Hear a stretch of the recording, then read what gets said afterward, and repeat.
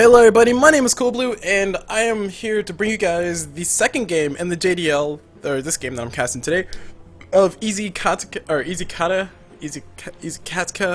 versus Sad Gaming BR. So, the first game. If you guys haven't seen the first game, go check it out. It was pretty impressive, pretty amazing. I was a fan of it. I was a fan. It was a nice little back and forth game. Unfortunately, it did go in favor of Easy Katka. Sorry, I knew who it was. I was just giving you time to like mute the mic if you didn't want to hear it. But I mean, if you're watching this game, you should go watch the other game first. It's too late. Anyway, so Easy Katka are officially up one game, and that means that they had the advantage. They had the advantage. Now, Sad Gaming, they had a nice lineup. I liked their lineup. I liked how it worked. It's just that Easy Katka had a more, you know, straight up, be more aggressive, just straight up be in your face all day long and just do all kinds of shaming in your face. So it was a bad situation for Easy Katka, or sorry, for Sad Gaming to actually play their game. They needed Garkov to get farm. Garkov couldn't get farm. Shadow Fiend, on the other hand, he did a phenomenal as far as getting this farm, and he was actually doing quite a bit of work. Unfortunately, he doesn't have flat cannon. If Shadow Fiend had flat cannon, they might have won. But it looks like Easy Katka are going to respond to that immediately just by banning out the Shadow Fiend. I do think he caused them a lot of problems as far as like keeping his team in the game by Sad Gaming side. So the ban out on the side of Easy Katka makes a lot of sense because you don't want Shadow Fiend to be in the game. Like, especially if you're in a situation where Sad Gaming have the advantage, Shadow Fiend would have just rolled all over him all day long. So pretty well played by, I think, Acrylics, who played that Shadow Fiend mid. So yeah, getting it banned out, nice little target ban. And because that Shadow Fiend was banned out and Darkseer was banned out inside of Easy Katka, and also because Tusk, who did cause a lot of problems for Sad Gaming in that game, and also Death get banned out, that means that Invoker's in the pool, that means that people like Bane are in the pool, Oracle's still in the pool, all the heroes that people like to, you know, gravitate towards it. Oh my gosh, hero OP, please nerf. And yeah. Oh, sorry. 10 seconds remaining. So, 5 seconds remaining. or well, oh, sorry, I typed that wrong.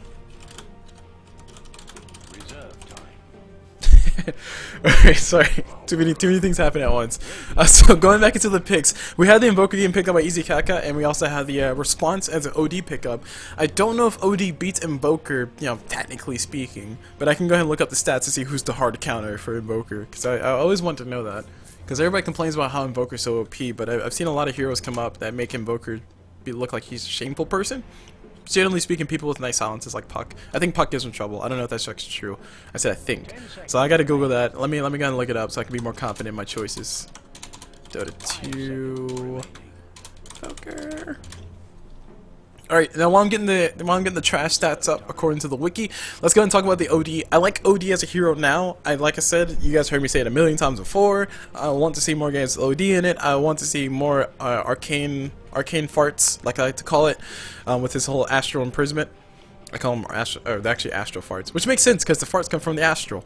Yeah, family-friendly programming, this guy. But the Arcane Orb is actually a really nice ability, especially considering now that it stills intelligence. So that means that the faster OD can attack, the more intelligence he'll steal. So that kind of encourages him to go ahead and max that out and go ahead and also get a bunch of attack speed. So it's going to be really interesting to see if he picks up something like a Moon Shard, because Moon Shards are really nice items in general for people like Anti-Mage and also people like Faces Void. So why not get an OD so he can just attack faster, steal more intelligence? Kind of like a Slark mentality. Or except for Slark gets his agility naturally because he still stats, but that's not the point. My thing is OD is kind of, in my mind, OD is going to transition more into something like a Queen of Pain, where Queen of Pain eventually becomes a right-click carry as the game goes along. OD is a right-click carry. Let's be honest, it's all about the right-click. Okay, it's about spells too, but it's all about the right-click. But it means it's going to force him to be more like a Queen of Pain, where he does get something like Link Sphere. He does also get something like a Melnir to help him get his right click up. So it's gonna be really interesting to see how he transitions in this game. I'm just gonna be kind of observing how he plays. I'm gonna try to say generic things so I don't sound wrong, but I'm just gonna be more or less watching the OD play. Anyway, all that aside, all my fanboyism aside, Invoker got picked up on the side of Easy Katka. We also have a Batrider as well. Two heroes who I think do really well in the current meta. Batrider he will always be relevant. I don't care how many times you nerf him. I don't care if he moves at 5 movement speed per second.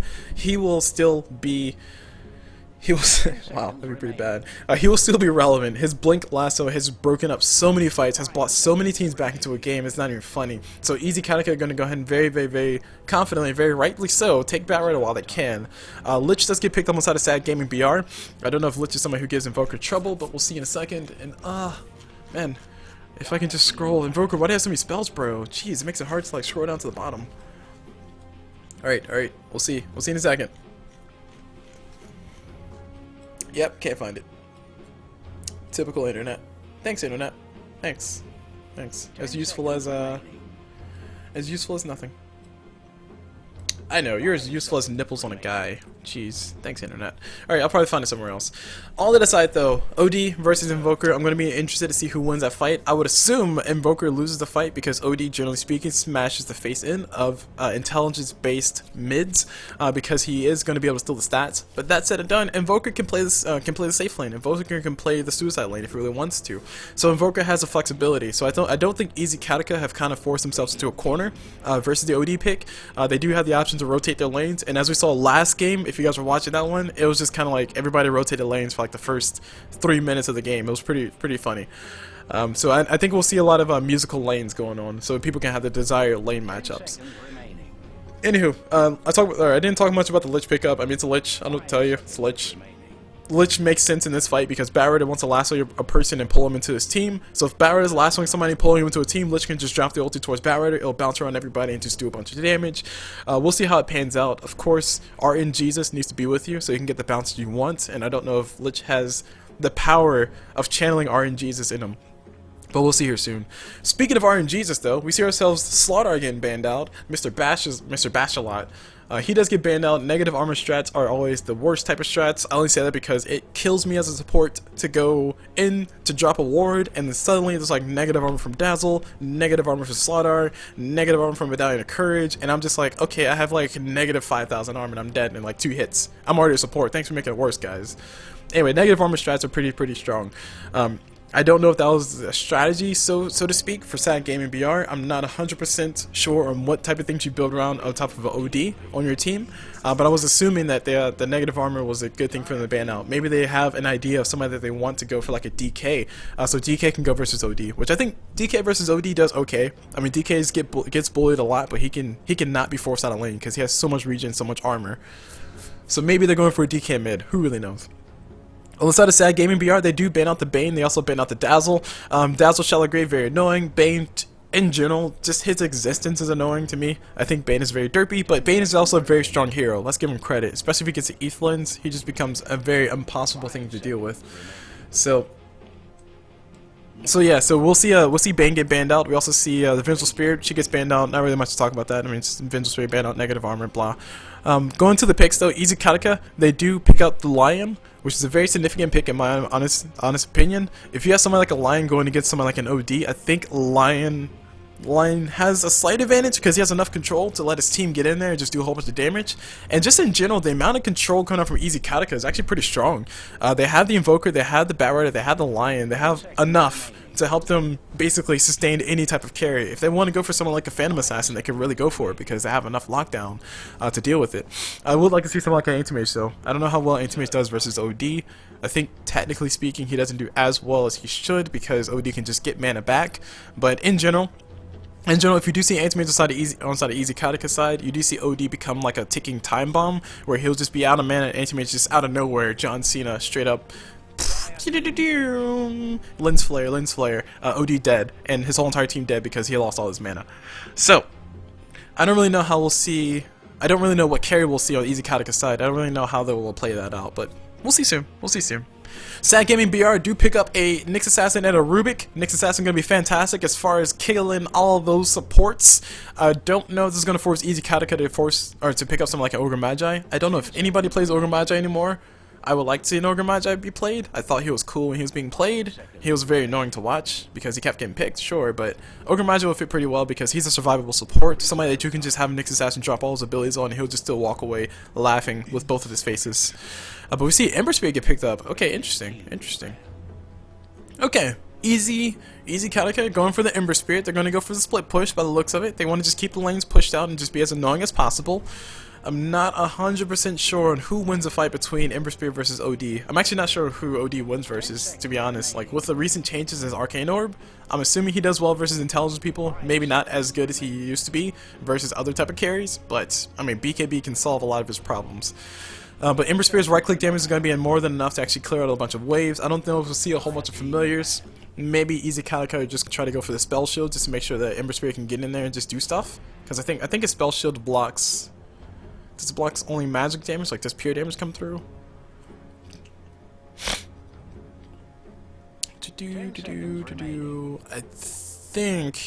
I think his flame guard will be able to block at least 5 shots coming up from OD. Or, well, okay, depending on how much magic or how much pure damage OD gets from maybe 2 shots or 3 shots. But overall, I think Ember Spirit should be fine. I don't really think they picked the Ember Spirit to counter the OD, but hey, I might be wrong. Who really knows? Moving on to the rest of the bans, we have Earthshaker getting banned, somebody who would be very annoying for Easy Katka to have, especially for an offlaner or just another support in general. That would be very, very, very annoying. I agree. Juggernaut gets banned on the side of Easy Katka side. I think Juggernaut does relatively well versus Ember Spirit because Ember Spirit can shackle Juggernaut and Juggernaut just spins and kills him anyway. And a Phantom Assassin gets picked. Oh, CulBlu called it for the wrong team, but I called it. Who cares? Phantom Assassin getting picked up on the side of Easy Katka side. I don't know if this is gonna force them to go for somebody who goes for a Silver Edge naturally, someone like a Kunkka. Well, okay, I would love to see a Kunkka, by the way, but I don't know if it's gonna force anybody to go into a Silver Edge. I think people who get Silver Edges are really nice versus Phantom Assassin because they can just walk up, hit her once, and then boom, all of a sudden she just can't dodge anything. You can just out of nowhere kill her every single time. So we'll see if Easy Katka decide to go for somebody who does pick up a Silver Edge, or maybe just go for another mid, or actually another support. They need a support at this point. Tussie's out of the pool. I was about to say Tuss would be a very nice pick, but he's already out of the pool. I don't know what other support they would go for. I'm trying to like formulate an idea in my head. Maybe something like a Winter. Is Winter Wyvern back in the pool? I've been seeing Winter Wyvern get ignored a lot. I don't know if Winter. Oh, Oracle's still in the pool. Oracle's still in the pool, so he might be a good pickup for Easy Katka. He might be the most straightforward pickup that I can think of for them going. I mean, Oracle would be really nice as far as the heals in general, keeping everybody sustained. Nice nuke damage as far as helping them take out somebody like a Lich easy, or helping them take out somebody like a Rubik easy. I think it will be a little bit difficult for them to try to get the kill on top of OD with the Oracle in the game, but then again, Oracle could save a few lives. I don't really know how it worked out for him last time, but maybe they want to go for something more mobile like a Sand King. I think Sand King would really help out, but instead they go for a Disruptor. So they're going to opt to go for the Disruptor, just go for the extra silence when these team fights break out. Make sure Oracle can get in there make sure Oracle can get in there and do his damage. And we will see how this goes through. So a lot of intelligence on both teams, actually. Just intelligence and wow, okay, 4 intelligence, agility. I don't know if anybody's ever paid attention to that, but it's actually kind of interesting to see. So lineups in general, Easy Katka versus Sad Game and BR. I think Sad Game and BR had the better late game, mainly because they have the Phantom Assassin. Of course, Easy Katka, if they do start snowballing a little bit harder, they can have Ember Spirit do a lot more work in the later parts of the game. But overall, I like the lineup in general, like the generic idea. I like Sad Gaming's idea. Once again, do keep in mind that last time around that was totally true. It was totally true that I liked the idea of Sad Gaming side, but they just couldn't get enough room to execute. Like Easy Katka just wouldn't let up. They just wouldn't let up at all. It was a very, very, very scary thing to be in. I would not have wanted to be in that game. Speaking of being in that game, let's go ahead and introduce the players in this game. Starting off with the dire side. Easy Katka, we have Jifreak playing that Ember Spirit on this lion with a very ugly face, or ugly eye, whatever you want to call it. We have Nico Mitsu playing that lion on this Batrider. We see also the one and only Here Comes the Grit, bro. And on this Dashka,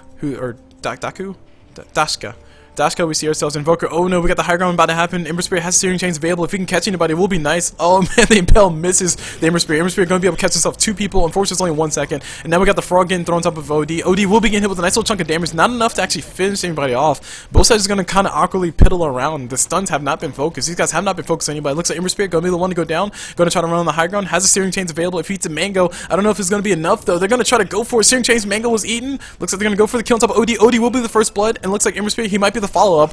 No, not dead just yet. Our Lich gonna be able to get the kill finally, and 2 people dead on both, or 1 person dead on both sides. Everybody's gonna continue to go away. Rubik, beautiful telekinesis, just stopping people down.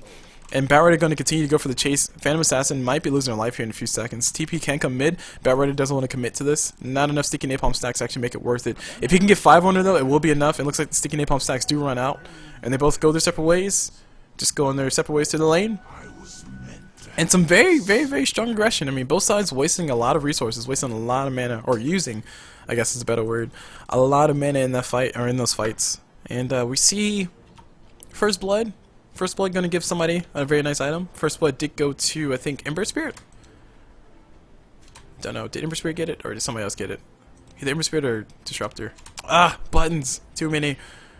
Yeah, Ember Spirit got the first kill on top of OD, and then he immediately died to the Lich, so I don't know what Ember bought. Might have been the Stout Shield. Maybe he didn't have enough time to buy anything. Maybe the Courier has it. Maybe he bought the Courier. Who knows? And OD, he got a follow-up kill, so he does have some extra stuff. And look at that face, though. Wow. Jeez. Oh my gosh. Alright, continue introductions, because I don't think I started off on the introductions on the Sad Gaming side. On this Lich, we have ourselves CulBlu, who actually is going to be going down. Oh man, Lich is going to be in a very, very, very bad spot. Does get frogged up on the top of that, and he will be taking a lot of right-click damage. Nyx Assassin trying to keep himself alive, or trying to keep his ally alive. Lich is going to be continuing to run around the backside. Ember Spirit has a Searing Chains here in 1 second. Going to be able to drop the Searing Chains. That's going to be a dead Lich. Should have kept running, bro. And he is going to lose his life. He is going to lose his life in this whole entire fight. I think at this point, you need to go ahead and send the Lich somewhere else. Nyx Assassin should be able to do okay in this lane. He's probably going to die maybe 2 or 3 times, but overall you don't want your Lich to die, unless Lich just wants to stay by. Lich just wants to stay by the tower and just continuously sacrifice creeps, because that's probably going to be the best thing that he can do to help his team out. Make sure the lane stays pushed towards the Nyx Assassin. Moving on to the rest of the introductions, because I keep getting interrupted. On this Phantom Assassin, we see ourselves Dark playing that PA.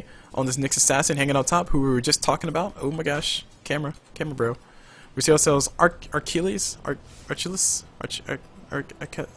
Stop moving, bro. Acrylics. Yes, Acrylics. That's his name.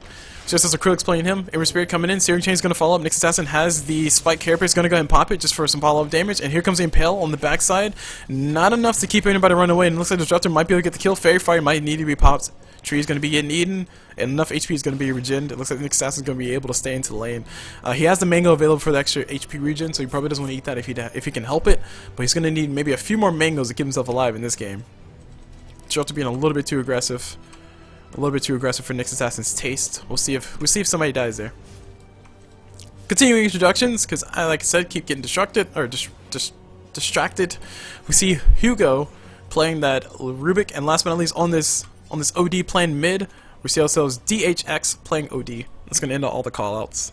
And okay, now you pause. Wow, thanks guys. You guys are amazing. They pause so I can finish my callouts, guys. They like me. They love me. They care. They care so much. Alright, moving back into the game though. Dual lane coming out on top, Lich and Nyx Assassin. Like I said, Lich doesn't really need to go out there and do anything. I mean, he can harass people, but he needs to be very careful about it. He does have the sacrifice available, so he can just kind of sit back in the lane, just sacrifice creeps, make sure the lane goes in his favor, denying a bunch of experience to the supports. I mean, just continuously denying the creeps, forcing the waves to push into the lane, or sorry, push into the tower. It's going to make it really hard for the supports to deal with, because they're going to not want to pull as much, because Ember Spirit's not going to have as much. And I think Ember Spirit DC'd. I don't really know what happened, but looks like he does die. A very awkward fight, a very awkward series of events. Nyx Assassin eating up a nice little Fairy Fire, going to continue to run. The Sunstrike will be on point, and boom, goes the Dynamite. Looks like Nyx Assassin and crew will be able to get the follow kill. Nope, no follow kill. And oh man, Lion trying to go for the kill. Looks like he's not going to get the last right click. Too much damage coming up from the tower. Jeez, Fairy Fires and Sunstrikes galore. Good lord. These guys do not know how to chill. Like, zero chill on these guys. Invoker 9 intelligence stolen by the by the OD. So OD just bullying him out of the lane, kind of like I expected. Like I said, I expect OD to bully intelligent supports or intelligent mids out of the lane. And that's kind of what we expect to see. Nyx Assassin gonna go ahead and kill himself in Observer Ward. Gonna punch it once. Not gonna punch it twice. He says, "Hey, they have vision of it. They have vision of it. They know they have vision." He really wants to kill it though. He doesn't want to die for it though. There's going to be a follow-up. What, Searing Chains into Flame Guard? No? Okay, he gets kill. So 50 gold going his way. Meanwhile, Rune Fight's about to happen. I lied. Lion just going to go ahead and walk in here. Haste Rune. Picks up an Invis Rune. Just being the baller that he is. And he's going to dash on top while he's invisible, running really fast. And we might see a kill. I don't know. He has like a whole entire, what is this, 5 seconds, 10 seconds left on Invis? They might be able to set up something. The Observer coming up for the Raiding Squad, or Dire Squad, did not scout it out, so Nick Assassin all by himself. They think is all by himself. They're going to face themselves a Lich on the backside. Lich, nice little bit of damage on top of Ember Spirit. Ember Spirit way too flimsy, not flexible enough for that one. He's going to be forced about the healing side. They're going to go for the kill on top of Lion. Lion going to lose his life. Nick Assassin forcing the other Fairy Fire, and he will be able to drop himself a nice little spike, or a nice little impale, helping them get the kill on top of the Ember Spirit. So 2 kills going the way of Sad, and Sad is sitting pretty nice. I mean, it's 4-4. 4-4. The first blood did go the way of Sad, if I'm not mistaken, and now we got OD. Oh, so much damage. Jeez, Invoker not able to do jack squat. The pure damage pretty darn strong. If only that gave him attack speed. Like, I mean, come on, let's just make him more broken, please. But OD able to have a lot of fun in that mid lane, doing so much damage. 4 times Arcane Orb was used, and he managed to do about 400 damage. It's about right. Invoker doesn't have that much to begin with. Has 3 Wexes, trying to run out of there. Can't run that fast when you're dying. I've been there once. Not true, but it would be cool if it was. Not about that life. Taking a look at the last hits down the bottom, Phantom Assassin has been having a relatively comfortable game. Batrider has been here being as annoying as possible. 22 last hits going his way, and I think that's just including some of these jungle creeps over here, and maybe even like a few waves here. So overall, Batrider's doing fantastic in his lane versus, or considering what he's facing. 1 telekinesis into a few right clicks coming from Phantom Assassin might be his death, so he needs to be very careful about that, especially if you have a rotation coming in from someone like a Nyx Assassin. Speaking of rotation, we got Batrider trying to go for the damage. Phantom Assassin going to be forced to blink out of there. They don't want to die right now. Phantom Assassin, TP support, no TP support. Telekinesis coming through. Phantom Assassin going to walk into the Sunstrike anyway, because she wants to make that Invoker look like a pro. And now Rubik going to be forced to walk, the slow walk. The last will come from Batrider, but he is hit with the Stifling Dagger. And he's not going to be able to get the kill on top of the Rubik. Meanwhile, Phantom Assassin still taking quite a bit of damage. Rubik's still taking quite a bit of damage. The Batrider might lose his life here very soon. I don't really know. Looks like he's going to continue to run away. Okay, just a lot of posturing. These guys are really great at flexing, because they're just flexing their I can kill you muscles. Speaking of I can kill you muscles, the pings do come through. Ember Spirit stepping forward a little bit, trying to force people back. Nyx Assassin going to very gladly oblige.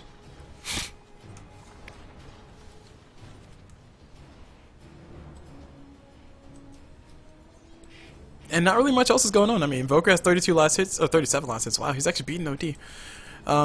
Yeah, Invoker's beating OD mid. Of course, consider the fact that Invoker has 1 kill, and he also has 1 death and 1 assist. And meanwhile, up top, what's happening? Nothing? Nothing? Okay. Looks like Ember Spirit trying to get in there, trying to do stuff, but Lich a little bit too fast on that Frost Blast, and our Spirit not be able to get anything off except for the Flame Guard. But yeah, going back into the thing I was talking about, the mid fight. Invoker versus OD.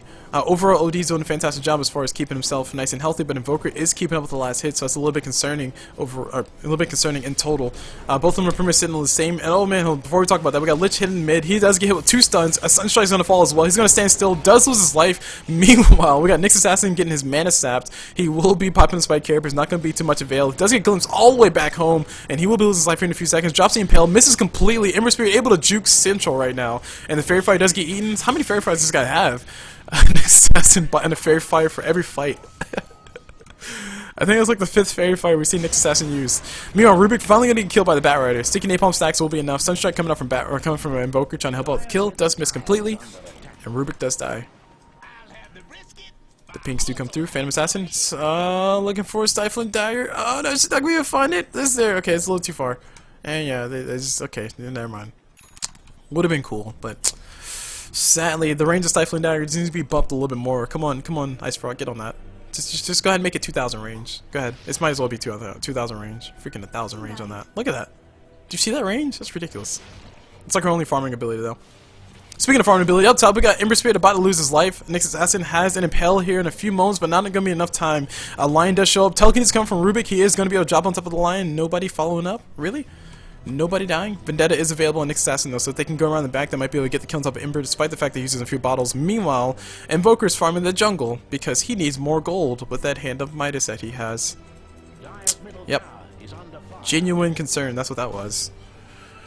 Continuing with the rest of the items on the map, Hand of Midas is up on Invoker, so he's trying to go for that late game carry type strat. We do have the power charge built up on top of OD, and now we got the kill about to happen on top of Lich. Looks like no, Lich is gonna go ahead and turn around, go for the man fight. Nice damage on top of Lion, so much damage. And now Sunstrike from Invoker, it will be on point again. Oh no, these Sunstrikes though, just always on point, just like Beyonce. Just don't quote me on that. Meanwhile, Ember Spirit gonna try to blow up the Nyx Assassin, gonna be able to get the kill. The courier gonna be able to fly out of there. And down bottom, we got a Batrider versus Phantom Assassin. Phantom Assassin really needs a Rubik to be here. And they're going to ping for it. They want the kill. This is going to be an OD showing up down bottom. Astral and Prisma's available, but looks like he's not going to be able to get it. A little bit too slow on that. Really wants his 4-staff by now. If he had a 4-staff, that would have been definitely a kill. He would have been a 4-staff forward Astral, and then that would have been all the setup damage that they needed. Speaking of setup damage, we got Disruptor hanging out with the Desolate Appearance. He might be able to set up a few ganks here in a few seconds. Lion is heading straight on down the middle, trying to get some XP. And I don't see OD anywhere near. Haste runes up on him. Make sure Invoker's not farming. Gonna go ahead and run around the corner. Heading back on mid. 1 TP mid. Rubik's heading out mid. And up top, what's going on? What's going on up top? Nothing. Nothing going on top. Okay, nothing at all. Alright, Astral and Prism coming on top of Invoker. Invoker gonna be forced to back away. Nice frog coming out from Lion on top of the OD. So OD not gonna be able to do nothing. I mean, not nothing, but you know, not much. Let's say not much. Meanwhile, bottom lane. Phantom Assassin's getting zoned out pretty hard by the Batrider, who has basically caught up on last hits. I mean, he's been farming the jungle, sure, but Phantom Assassin does have Stifling Dagger, which is a really nice farming item. Like, a lot of people don't give it credit. It's a really good farming item. Like, I love using that. And I'm not the best of farmers, but I can still hit Stifling Daggers. But overall, Phantom Assassin has been trying to keep in step with the last hit. She does have herself a Morbid Mask. I'm assuming she's going for the Vladimir's Offering, so she can stay in these fights. I don't know if we'll see her go for a classic Battle Fury, or if we'll see her go for something else, like maybe even... I don't know if Phantom Assassins don't build Mantis Styles, but maybe even go straight up for a MKB. I don't really know what her next item will be. This is what I'm trying to point out. But she's going for the Vladimir's Offering. She's actually taking quite a bit of damage. Oh, so much damage! How many stacks is Sticky Napalms? That's gonna be 4 stacks. She does lose her life trying to go for the quick kill on top of the Batrider. Unfortunately, Batrider too ready with that freaking lasso. And now he has a Chenko boost fully finished out. Blink Dagger was available too, so he can actually blink in, start going for those ganks. Rubik did still the Ghost Walk. And we got some stuff happening up top. Ember Spirit gonna be forced to take some stun damage, and now the Assassin gonna turn around. The stun not gonna come through. Looks like he is gonna be able to walk out of there though. Nice little heal coming out from the Magic Wand. He does pop his ulti, going straight for the kill on top of Disruptor. Disruptor does go down. TP support did come through. And looks like Lion's gonna be coming on the backside. Not where you want to be. The Astro and Prism is about to happen. Here's the Astro Fart. Sorry, my bad. Bad sound effects. But we see Lion gonna be forced to run away. Finger of Death does come through, kills the Lich, unfortunately, so 1 return kill. But they will be able to get themselves a nice, beautiful kill on top of the Ember Spirit. Rubik showing Ember Spirit how it feels to get caught in some shackles. But it's going to be the kill going the way of Sad. So in favor of Sad overall, the gold graph is going to show heavily in their favor. Items showing that 2 deaths, 1 death on Ember, 1 death on Lion, all for a trade of a Lich. Overall gold exchange going way in favor of Sad, exponentially really. And the gold graph heading back up towards Sad. I didn't realize that Easy had a hold on it, to be completely honest with you. But it makes sense with the kills and the rotations that they've been having. So continuing on with the rest of the game, we got Invoker shown on mid. There is no Sentry Ward available. Unfortunately, no.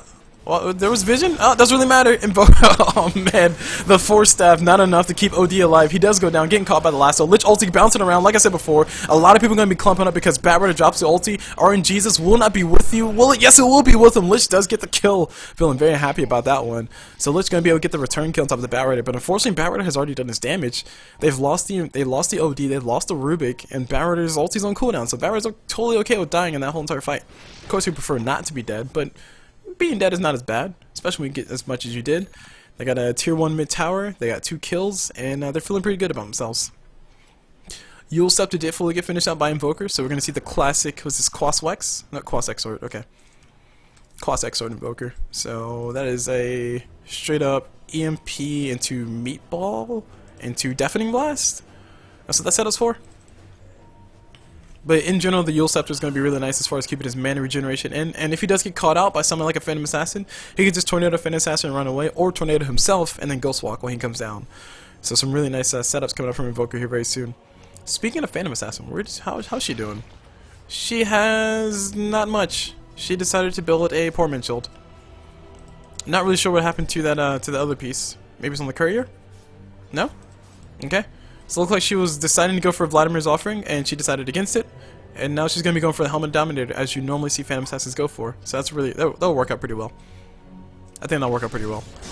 Now we got Nyx Assassin getting jumped on pretty fast. Get left on, bro. He's going to be taking a lot of damage. Unfortunately, the Sunstrike does miss. That might cost him the kill. No, it looks like Nyx Assassin will still go down. A lot of people TPing on top for the for easy side. And Here comes the grit. Gonna feel very happy about that kill. Unfortunately, Nyx Assassin not necessarily ready with the spike carapace for that one. And so many spells getting used, jeez. But still, we still kind of see the same game we saw last time. It's like Sad Gaming, Sad Gaming, they have a really good idea. They have a phenomenal idea, but at the end of the day, Easy Katka have been ready to counter whatever they're trying to do every single time.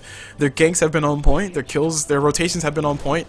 You see here mid, we got a Lich and an OD mid. I mean, Batraider, if he really had his ulti available, he can probably go for a solo kill on either one of those, to be completely honest with you.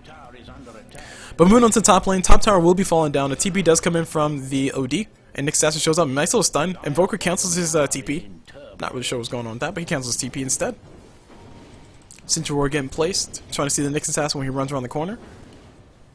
And we'll see how well this pans out for these guys. Nyx Assassin not going to pop the Vendetta. Is he going to pop the Vendetta?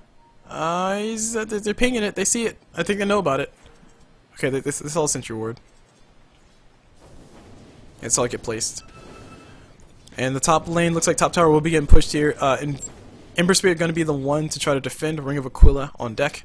Gonna pick it back up, and 2-3 people going for the kill. I mean, they can easily dive Ember Spirit right now. I don't know if we see the rotations coming in. There's a lot of people rotating in here for the Dire squad. They're ready to go for the kills. Looks like Lich and OD will be both collectively losing lives, and Nyx Assassin gonna be the first one to die. Meatball and everything else coming through. Lich ulti bouncing around is gonna catch 2. The bounces are not gonna be in his favor though. Actually, no, they will be in his favor. Unfortunately, OD gonna not be able to hit the ulti. Now Nyx Assassin gonna go toe to toe. Gonna go full main mode. Batraider is in a little bit of trouble. Gonna take some damage on the backside, losing some intelligence as well. Meanwhile, fights happen on the backside. Who's dying where? Phantom Assassin trying to go for the kill. Invoker able to go invis in time, and now the fights continue in Lion. He's gonna go and do a drive-by slice in the face with the nice little impale, but unfortunately he does lose his life. And now the tower will officially be going the way of Sad. They will be claiming their first tower of the game. And Phantom Assassin, yeah, she did go for the Yasuo, so Sanji Yasuo looks like it's going to be the build for her. I don't think Phantom Assassins, generally speaking, get a Manta style. A Manta style will be nice if Invoker decides to go for something like an Orchids, or it will be really nice if Ember Spirit decides to go for Shackles.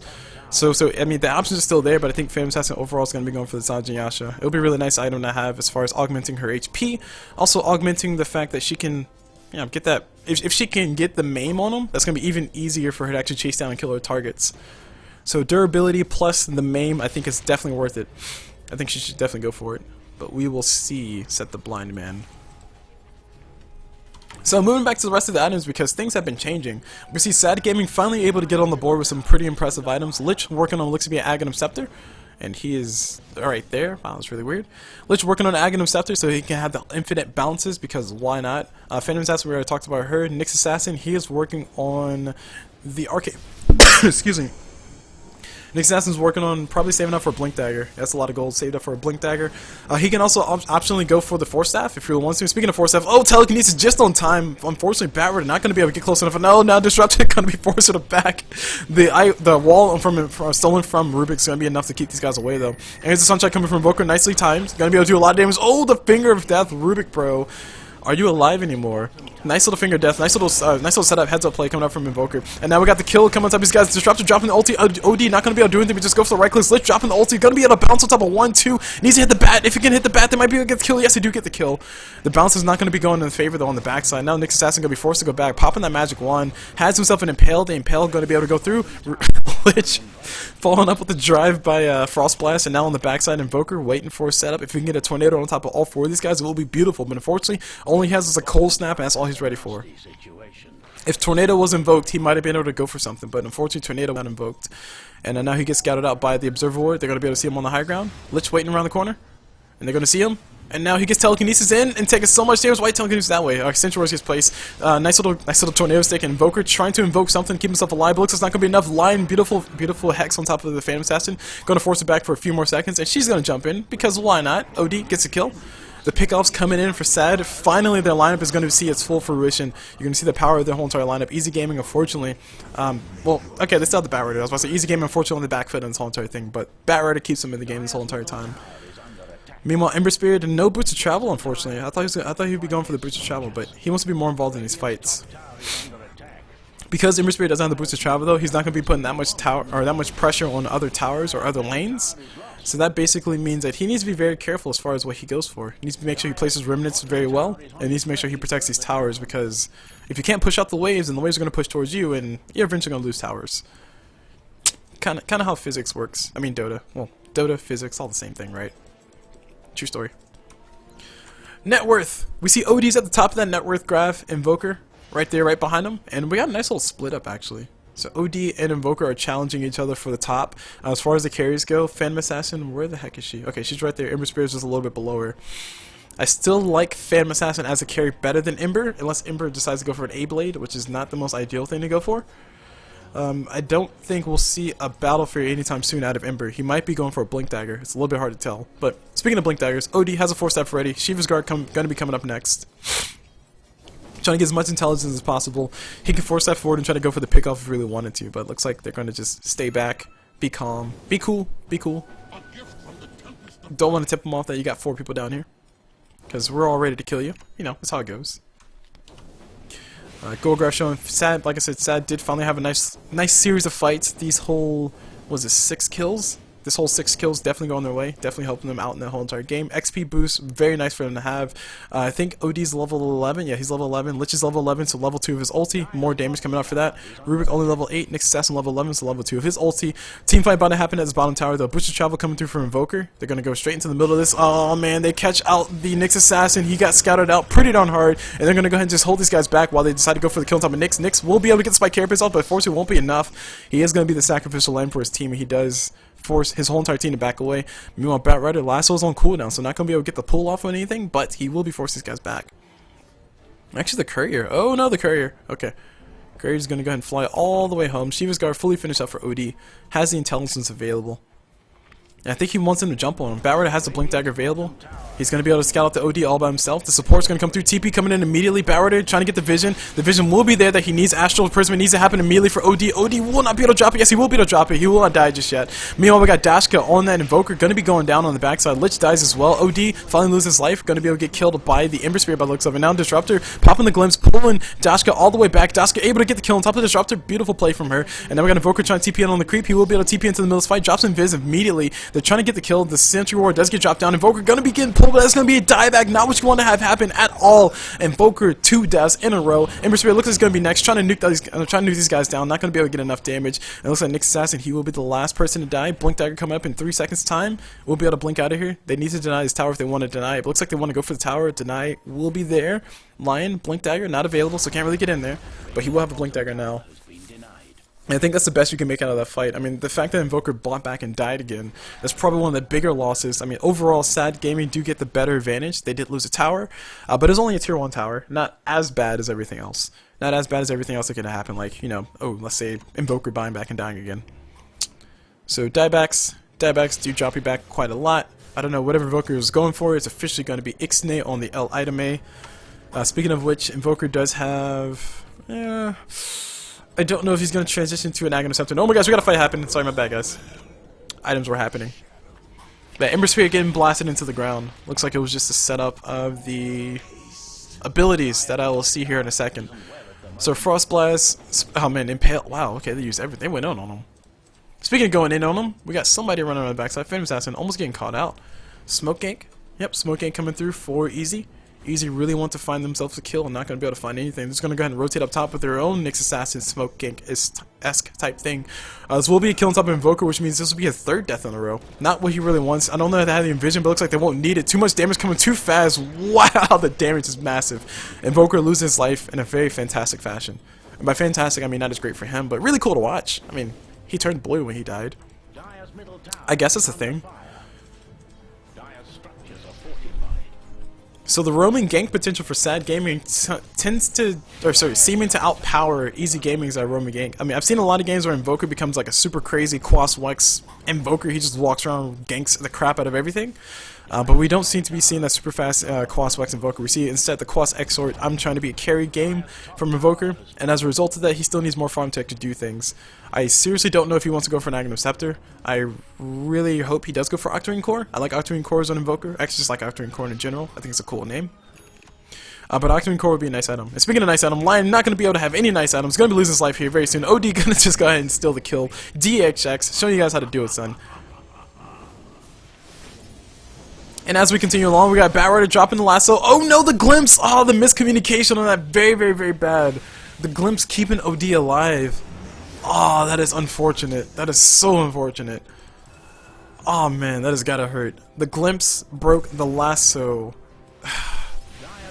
Jeez, I don't really know what to say. I don't think Easy Gamer are in the best of positions right now. I mean, of course, pretty obvious, but still, it's even more obvious when you consider things like that are happening. Mid tower should be going down here. Phantom Assassin gonna be getting pulled back. Batrider waiting for the lasso to come up. It's gonna be up in 44 seconds. Not enough time for his tower to be up though. And now we got Ember Spear showing up, trying to go for a little bit more damage. He is going to be building that Battle Fury, which means that he's going to be delayed as far as his farm goes. But he will be able to push lanes. I still do think he should have got himself something like Boosted Travel instead. Trying to be a little bit more durable for this fight. Speaking of being durable for this fight, nice little Shiva's Guard getting popped up from OD. He does get tornadoed up by Invoker. A little bit miscommunication once again. Disruptor not going to be able to get all the damage or not as much damage as possible on top of that on top of the ulti because OD did get tornadoed by the Invoker. And now we got the team just falling apart to pieces. And Lion going to be forced to back away. The last one left alive. Easy. I think this just might be Raxus here. They're going to be able to get these Raxus. Nope, backdoor protection. Too strong. Okay, there we go. Creeps are in. Creeps are here. Creeps are in base. Creeps are ready. Let's do this. They're going to go ahead and push through. Lion has the Finger of Death. Not available. Only level 10. Wow, I thought he's level 2 by now. But all he can really do is just watch his tower die. Just going to watch very ominously. And OD. He can force that forward. No, not gonna do it. Okay, just gonna take some tower shots. And they're gonna focus on the racks. Okay, Objective Gaming is here. So taking a look at the rest of the graphs, I mean the goal graph is just way in favor of Sad Gaming. Probably the game that they wanted to have last time. That's what they're having now. I mean, we got a glimpse. A glimpse happened on Nyx Assassin, getting denied the TP out. Very unfortunate series of events for him. But looks like top tower is gonna be getting pushed in. Somebody needs to come deal with this. A lot of farm going the way of whoever wants to claim that. And looks like it will be the OD because he needs more farm. XP showing is heavily in favor of Sad Gaming and fantasy points. If you care about that, there you go. There's your numbers. Cool. People are doing well. And we're all having a good day. So, you know, despite the fact that the Easy Gamer are on the back foot, I mean, it looks like they have their game plan set up. They have a lot of observer wards down here in the Radiant Jungle. A lot of very aggressive wards. The only issue with that is they can't really push out that hard unless they smoke gank. And if they do smoke gank, the rotations pretty much have been more or less close enough to on point. So whereas Sad Gaming can actually get into position to actually help their team out. We'll see if Rubik actually gets, or Rubik and Lich actually get picked off, which actually be really good pickoffs. Not what you really want to happen because, or not what you really want to have because they're kind of low on the goal graph. But at the very least, a pickoff's a pickoff. So they're gonna go for the Lich. Lich, he will be going down here in a few seconds. If he gets his ulti off, it will be enough. He will survive long enough. Looks like his ulti will not come off. He will go ahead and save it.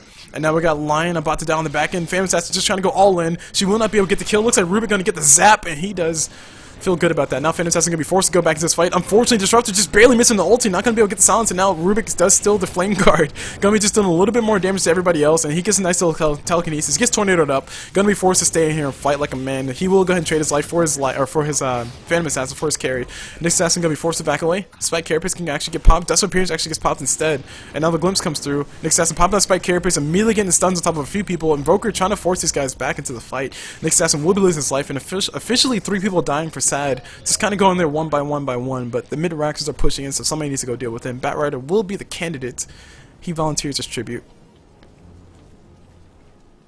So yeah, looks like the wars do officially pay off. I mean, they were able to see who's rotating in, who's going in for the kill, and ultimately just became a situation where people just walked in one by one, so we'll just kill them one by one. Why not? And also this goes to speak a little bit on the power of mobility. So one of the things that I love about Batriders, one of the things I love about things like late game Lions and late game Shadow Shamans, is that if you have the mobility on top of them, they just become super valuable. People like Batrider can just blink dagger, force staff, and disable, sure, but you don't really consider how effective something like a Blink Lion is, or something like a Blink Shadow Shaman is, or Blink even Vengeful Spirit is, because you can just basically blink forward, drop a stun, and then maybe kill yourself or die. Just keep your carry alive. You have a lot more flexibility is the main point. And in this game, it's going to be very important for the Easy squad to stay as mobile as possible. They have the Batrider, like I said. Invoker has a Blink Dagger available. I think the Courier is going to go fly back and get it now. So Dashka will be able to have that Blink Dagger, and we're just gonna have a lot of immediately like we just show up and kill things on the side of Easy Gaming side. And I think that's a nice evolution for their team.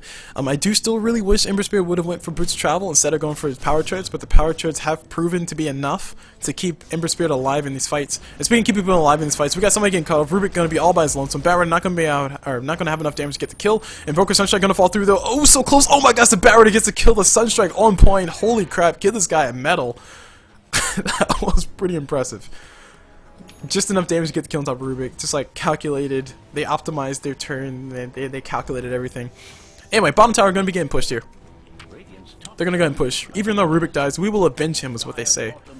Sad Gaming gonna try to get themselves a tower. Not enough damage. Batrider's lasso is down as well, so don't forget that. Tornado gonna initiate the fight. Nice little meatball as well. Batrider just trying to get as much damage as possible on top of Phantom Assassin. Phantom Assassin gonna go all in, trying to get the kill on top of Batrider. So much damage going the way. Oh my gosh, he died pretty fast. Meanwhile, OD getting caught in the middle. They disrupt the ulti. Nothing to actually keep him alive. Lich ulti gonna bounce around. Unfortunately, the creeps are gonna bounce it in the wrong direction. Now it's gonna go in the right direction. And OD somehow still the Astral. Okay, the Astral was just enough time. And now Ember Spirit gonna buy back, trying to give himself as many kills as possible. Gonna give himself one kill. Not gonna be able to get the follow-up kill. Unfortunately, did not leave a remnant back in the base, and he will be losing his life here in a few seconds. It looks like Phantom Assassin, it looks like Lich and Phantom Assassin, will be doing enough damage to actually get the kill. The maim did come through, so Phantom Assassin did decide to go for the Sanjiasha, and it looks like Ember Spirit will lose his life in just one splatter of blood. Just blood and fire all over the place. Look at that. Ugh, that's gross. It's just like disgusting. Somebody clean it up, please. She's making a mess. And OD buys back immediately. He's going to go ahead and TP in, just going to go ahead with hang out with his team. Has a sheep stick available, had buyback available. Has no money left now, but he doesn't care. His team can push now and win the game. So he's going to try to do as much as he can. Ember Spirit is going to be dead for a whole entire 60 seconds. The push should continue on. I do agree with this. I do agree with this play. And actually, no, I lied. They're going to go for Rosh. Alright, so Roshan will be the play. And Phantom Assassin going to be able to get himself a nice little Rosh. Shiva's Guard getting used as well, just getting some more extra damage. And here comes the Ice Armor. Throwing the wrong person, unfortunately. Needs to be on the Phantom Assassin, but hey, who cares? Basher, Aegis, Sunstrike coming from Invoker, just trying to scout out who has no life. Maybe he could have gotten a pick off, pretty impressive. And a BKB gonna be coming up soon on Batrider, so I have not been paying attention to the items for quite a while. We had the Aghanim Scepter fully finished up on Lich, so he has unlimited bounces, which is nice. He's working on what looks to be a, I hope it's not a cloak, or not a shoot, Glimmer Cape. Glimmer Cape will make the most sense, but I'd like to see Shadow Blades on top of Lich, or at least Shadow Blades on top of support. You don't really need it, it's just really cool to have. Glimmer Cape has a lot more utility, so he'll probably end up going for that though. And okay, say that, yeah, Glimmer Cape makes more sense, fine, whatever. Let's be logical about this, guys, come on. But moving on to the rest of the items, we see the Sanjiasha fixed up on top of Phantom Assassin. We see the BKB as well, probably going to be finished up the A-Blade and then go Satanic. No Battle Fury at all, which makes you a little bit sad, but hey, who needs Battle Fury when your team is doing this well? And continuing with the rest of the items, we have Nyx Assassin. Looks like he's working towards a Rod of Atos, which is going to be really nice as far as getting the mischance and also getting the easy slow on top of something like Batrider, who does lasso your ally. And speaking of lasso your ally, he's going to be the target right here. Nyx Assassin going to be getting astraled up, and he will be kept alive. Nice timing on that. Now he's wow, really weird. He's gonna show way out here. He's gonna be getting caught in the middle of everything. BKB getting popped up by Nyx, by Batrider, but wow, just basically getting wasted, literally and figuratively. And then we'll be able to get the kill. Phantom Assassin is just doing so much damage right now. Just got himself. How much crit was that? I just want to see how much damage he just did. That was ridiculous. Looks like Invoker gonna get himself a nice little spread. A Lion coming out with the damage. Not gonna be enough. Finger Death did get stolen by Rubik. He's gonna be able to drop around top of Lion's face, and it looks like the kill will be going the way of Rubik. Triple kill for Phantom Assassin. OD's gonna come back in the middle of the fight. Phantom Assassin's out of control right now. She's gonna go for another kill. Trying to get another one. She might die the fountain. She looks like she will get a kill. The first hit bash, and that's an easy team wipe coming out for Sad, and Sad will be able to claim the game. Easy will go and tap out. I don't really know what to say about that. I'm excited to see OD, and I'm glad he won. I'm sorry, I'm a little bit biased towards Hero sometimes, but hey, that's just how the cookie crumbles, or the Ancient in this case. So that's gonna be it. That's basically gonna be it. The game just goes one apiece, so basically whoever voted for that, just going one apiece. You are the correct ones. Both teams won one game. Easy had a pretty dominant chance for a while, but it just kind of slipped out of their hands for some reason. I don't really know what happened. But yeah, really nice, well-played game, kind of for Sad. Nice composed game and easy. Try to keep the pressure on as much as they could, but they couldn't get enough. So that's going to be it for this cast, guys. My name is CulBlu. Just watch you guys this second game in the JoinDota League of Sad Gaming versus Easy Katka. I hope you guys enjoyed the game. If you guys want to check out more of my stuff, you can check out my live stream, which will be twitch.tv/CulBluDota, or sorry, CulBlu, which is twitch.tv/CulBlu, that's CulBlu. You can also check me out on YouTube for all the VODs, which is where I'll post these immediately, which would be youtube.com/CulBluDota, that's CulBluDota. Hope you guys enjoyed it. I am going to rest up a little bit because I will be casting the third game that's going on today in the Americas region, so be on the lookout for that. Outside of that, I hope you guys enjoyed it, and as always, I'll see you guys whenever.